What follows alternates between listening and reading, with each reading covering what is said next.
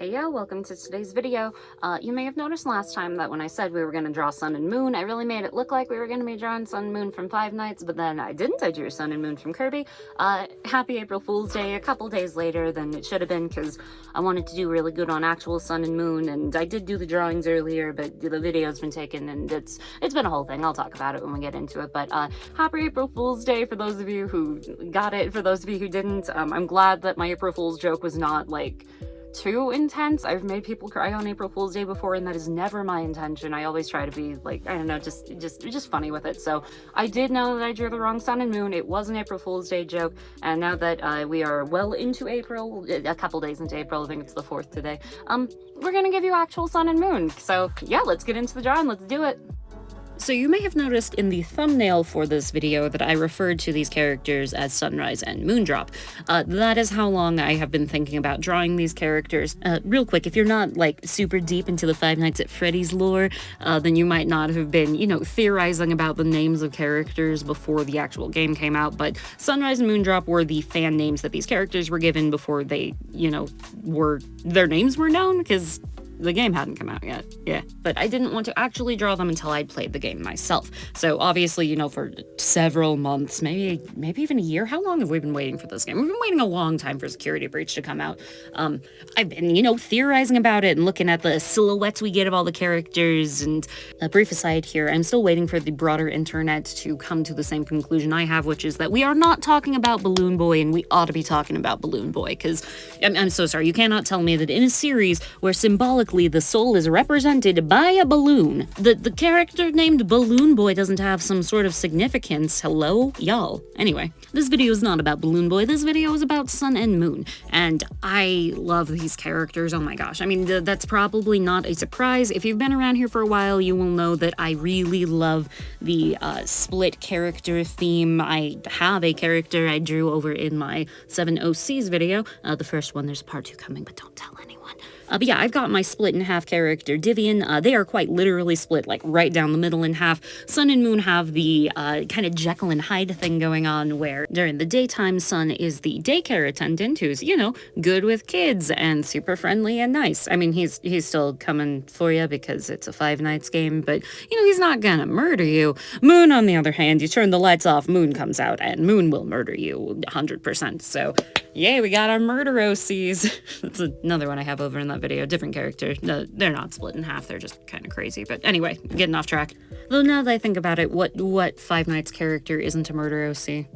Balloon Boy. Anyway, I love this duality type of character, and I've had an idea for a while now of doing a double-sided acrylic charm. Now, I know that's not, like, a huge deal. It shouldn't be a huge deal. I've done several drawings already that I meant to print as double-sided charms, and I never got around to it because, I don't know, it's intimidating. I don't know how to format it. I don't know how to look. I don't know if it'll work out quite right, but Sun and Moon are the perfect character to try this, and I just got an email from my charm printing people, which, shout out to my charm printing people. They are amazing.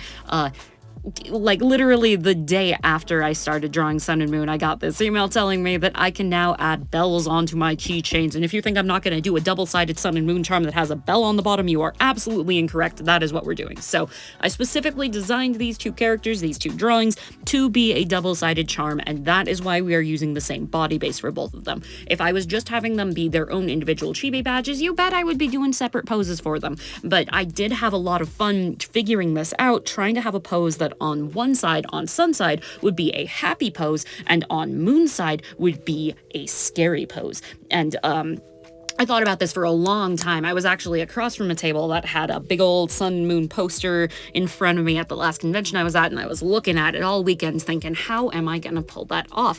And then I was looking at their designs, and while Sun has, his hands are all the same color, Moon has tips on his fingers, which meant that I could make it look like, while Sun is doing a happy little, what is that called? Oh my gosh, like a jazz hands kind of pose, like, yay, here I am, let's have some fun. On Moon's side, those hands are gonna be curved inwards, like coming at you kind of hands. I'm excited to show you how it looks. It turned out really well, but at this point in the drawing, I was just trying to get Sun's face to look like something. Okay, and with that we are done with the lines for sun, and we move on to the lines for moon, which again is going to be pretty easy because to have it have the same silhouette, we want to have the body be the same shape and size, and then we're just going to go in and change the facial features, you know, to make it Moon's face. So Moon, you know, is the creepy, the Mr. Hyde version of this duo, so I wanted to give him a wider mouth, with scarier teeth. I was going for something that still looked like Sun's teeth on Sun, but not nearly as creepy. Although I don't think I actually went in and did the teeth details until color, so I shouldn't be talking about that right now, but I'm happy with how the teeth turned out in the end. But if you can see kind of with where the silhouette of Sun's spikes are in the back, I tried to keep Moon's hat kind of within that spike silhouette. You'll see later that when I went in to do coloring, I did a layer of light between the two layers to kind of hide Sun's spikes is the best word I got for him, the bit of his silhouette that breaks off. I've got that hidden with a lighting effect, which I think looks really, really cool. Again, I'm really excited to show you, but for now we gotta get our flat colors on and then our details, and let me tell you a little something about Five Nights at Freddy's characters. You see this little chibi that I'm drawing here? You see the amount of details on this? This is the reference picture. This is what we had to turn into something small and cute and soft and still also, like, turn around into this guyable. So yeah, chibiing things can be kind of tough when it's really, really detailed characters, but also it's really tough when it's really simple characters, because then how do you simplify anything? You know, like there were lots of details here that I could simplify and kind of round out and make cute. And speaking of things that I simplified, look at here, we are onto the teeth. So I did a little bit of playing, you can see, with the actual shape of the teeth. I wanted them to be a little bit kind of wonky, you know, because they are wonky, but not in like a creepy way, and kind of like a playful, like, oh, look at this wonky little character kind of way. So happy with how that turned out. When I did shading on these characters, I actually used a different brush than I usually use in Procreate. So I normally just use the same brush to do my lining and my shading, and that's because stylistically in the chibi badges I chose a long time ago, like years and years ago, that to keep everything consistent, I would do base cell shading for everything. One, because it's, you know, an easy style to do. Two, because it's the style I really knew how to solidly do at the time that we started doing chibis. And three, for the sake of aesthetics, I just like how cell shading looks. But cell shading on these characters didn't look detailed enough, if that makes sense. I wanted just a little bit of texture on them. So I did do cell shading. You can see me doing it there on the cheeks and on the sun rays, the spikes, I don't know what to call them.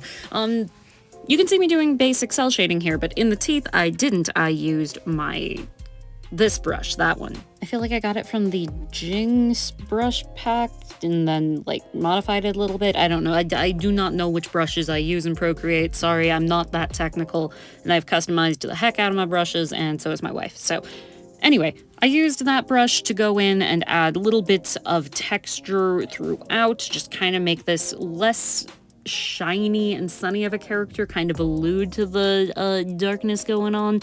I did it a lot more on Moon to give it kind of a lighting texture, and you will see that in just a bit. And then after I did that, I came back and did it even more so on Sun, so you'll see that even a little bit later than that. But for now, we're doing our basic cell shading, which is what actually made these ruffles around this character actually look like what they were supposed to be, and then they gave a little bit of dimension to these pants. So yeah, cell shading, beautiful. A quick aside, this character design is actually really, really smart the way it has, you see on the ruffles around his shoulders and waist, there's just that band of gold that is on the outside of the ruffles, and it gives it a very good, easy visual indication that that is what's going on there. So good job, character design. I really like these character designs.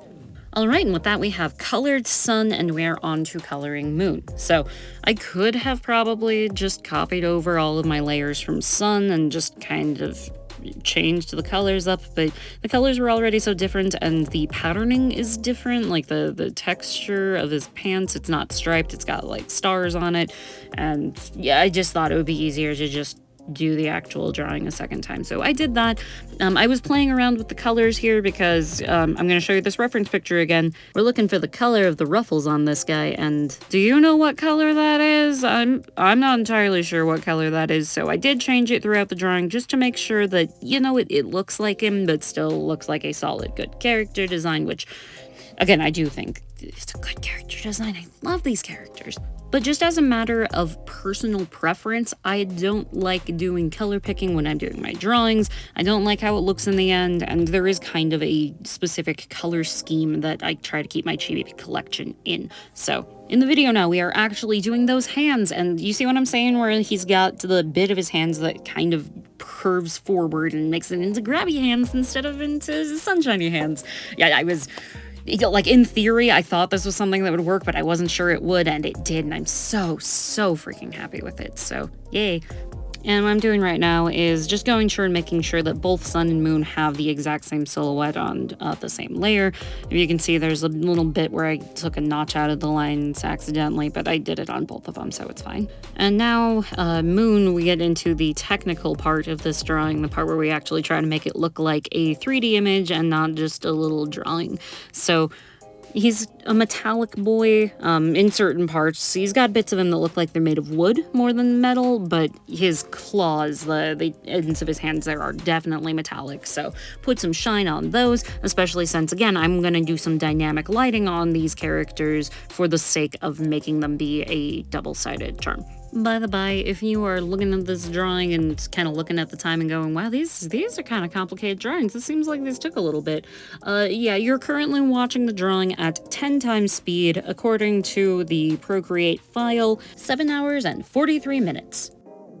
That is how long it took to draw these two chibis, which honestly isn't that bad. The current record holder for how long it took to draw a single chibi is GLaDOS, and that is entirely my bad because back when I drew GLaDOS, I didn't do sketches before I went into the lines. So I drew the lines for GLaDOS 3 times, I think, just completely out, and then changed the proportions before I realized I should really figure out my proportions before I start doing the lining. So live and learn, GLaDOS should not have taken me 5 hours, but it did.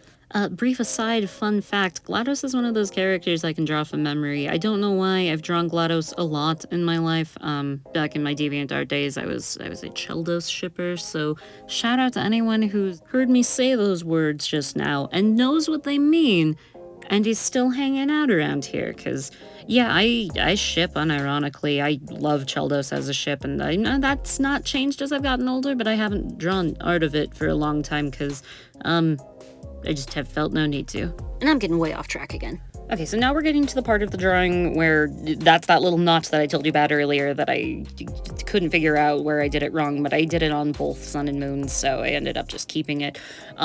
This is the part of the drawing where I'm trying to figure out how to make sure that the silhouettes match on both sides. I had this idea of just having, like, sun's rays be white or black behind moon, just to, I don't know, give it kind of some sort of blend in, and that's where I got the idea of doing like a shine behind them, is by having this white here. So you can see me now playing around with this shine, and I really like the idea of having the shine because it does really cool for the duality effect of them, because the whole point of these characters is it's the light that changes them between, you know, the good version and the bad version.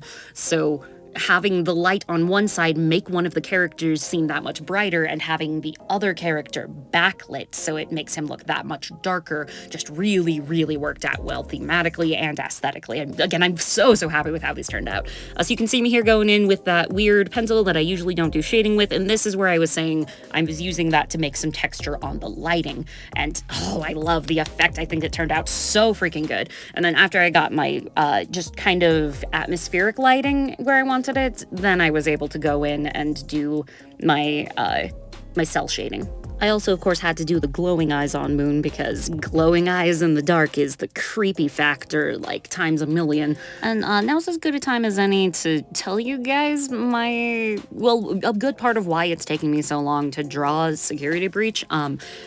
This is gonna come as a shock to you. I am terrified of Five Nights at Freddy's. I am freaking terrified of it. My first time playing the first game, if you remember the first Five Nights at Freddy's, you know, way back before everything got super complicated, before we even knew about, like, the child murder thing going on, we thought it was just, like, a scary game. You know, that very, very first game and that very first night where you just listen to that first phone call and get your atmosphere build up and go, what did I get myself into? Yeah, that tutorial night, Foxy got me, and that is my one and only attempt of, like, actually playing Five Nights at Freddy's for myself. I can't do it. I can't. It scares me too much. I had nightmares for weeks. I wish I was joking about that. I wish I was hyperbolizing. I'm not. I grew up fairly sheltered, so I do not have a lot of experience with any horror stuff in general. In fact, one of the things I still have heebie-jeebies about was, like, from a kid's show, Ghost Rider, if y'all have ever watched that show. Shout out to the 20 of you who also remember Gooey Gus, because I'm not showing a picture. You can look up Gooey Gus if you want to, but I warned you, he is terrifying. Ugh. Anyway, I don't do good with horror. I'm very, very squeamish, but you know what I do good with? Cool video games with, like, really cool lore that's hidden so well within it. Oh my gosh. I love the Five Nights at Freddy's franchise for what it is. The way the story is told, the way you have to experience it and figure it out as you go. Granted, it has gotten pretty convoluted as time's gone on, but I don't know, I still like it, I still dig it. The thing is, I still get, like, squeamish over jump scares, but I also still get chills when I think about the trailer for the second game and how it was actually the ending of the game, but you didn't know it until you got there, and oh, it's so freaking cool. So, sorry, off on that tangent, but back to this drawing now. We have got our details, we've got our cell shading in, and as far as the messing around with the lighting in the background, I am getting it ready to print in acrylic. So when you do your acrylic printing, you have a white layer of ink that creates your opacity. Anything that has white ink under it is not going to be see-through. I want bits of this light behind them to be see-through, but I don't want the parts that have sun spikes to be see-through. I want that part to be completely opaque. So that's why I went in and added a white layer of white that covers the spikes, and then that yellow layer of white around that will have a little bit of white in it, so it's a little opaque, but mostly it will be see-through, and I'm hoping that'll give it a cool lighting effect in the charm. Again, I've never printed something like this. I don't know if it'll actually work out like that, but I did a little bit of playing with the shape here to get stability for the charm, because if there is one thing I know about charms, it's that if you have a big old circle on the top and tiny little legs on the bottom, them legs are gonna snap right off. So got it to a place that I think it looks stable, got it to a place that I like where it looks on the two sides. Here's where I went in and added just a little bit more texture onto Sun. You know, since I went and did the backlighting on Moon, I thought if I did some nice front lighting and bigger highlights on Sun, it would make him look a little bit breezier and add in a little bit more of that texture so he matched Moon again.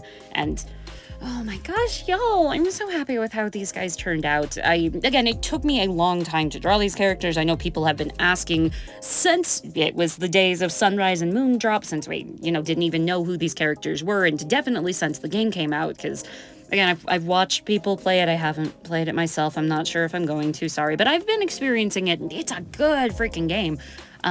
But end of the day, I think this was the day. I think the timing was right. I think I got everything I wanted to done in these drawings. And again, I'm so happy with the final result. Look at the level of detail and texture in these. I'm going to print them a little bit bigger just to get all of that detail in. And I'm so excited to see them done. So thank you so much for tuning in to this draw. I've got a bunch of videos I'm working on making for y'all. One where I make a bunch of chibis, one where I make a bunch of plushies, one where I talk about a game I've been playing on my phone that I really like. There's a lot of stuff coming, so I will see you in whatever the next video is. Have a good one, y'all. Bye.